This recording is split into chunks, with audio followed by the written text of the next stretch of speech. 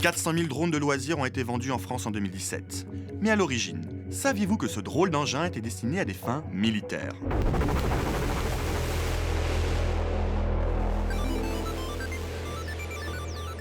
Les premiers prototypes sont apparus au début du XXe siècle. Mais c'est dans les années 1990 que l'armée française a développé des drones.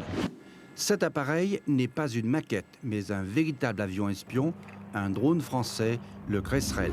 Les missions des drones militaires sont diverses. Recherche de renseignements, localisation de cibles, cartographie. L'armée lançait même un concours en 2004 pour trouver les drones de demain. L'enjeu, les drones de plus en plus petits. Voici l'un des projets les plus prometteurs, le CPX-4. Bourré d'électronique, il traverse pièces et couloirs. La DGA a donné une subvention de 40 000 € à des étudiants pour réaliser cet étrange hélicoptère qui peut même observer en douce les délibérations du jury.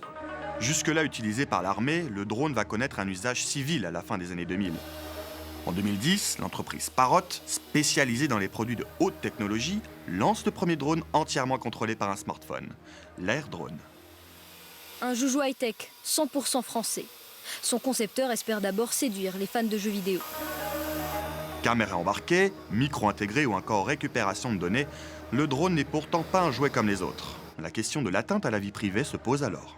Nous sommes ici dans un plein centre de Paris, dans un espace public et dégagé. On pourrait croire que c'est un lieu approprié pour faire voler un drone. Or, il n'en est rien. Si vous venez ici après Noël avec votre jouet ou un drone de plus grande taille, vous encourez potentiellement 1 an de prison, 75 000 € d'amende. Il n'est pas le bienvenu dans l'espace public. Du coup, les courses de drones sont organisées et réglementées. Comme ici aux États-Unis en 2016. Et attention, accrochez vos ceintures. Chaque pilote est relié à son drone par casque caméra. C'est comme s'il était installé dans le cockpit de son petit bolide volant, avec pour seul avantage de ne pas perdre la vie quand le drone se crache en 1000 morceaux. 11,2 milliards d'euros. C'est ce que devrait atteindre le marché des drones en 2020 d'après le cabinet Gartner. Un chiffre qui comprend le civil, mais aussi le professionnel. Agriculture, livraison de produits ou de médicaments, le drone du futur a encore de beaux jours devant lui.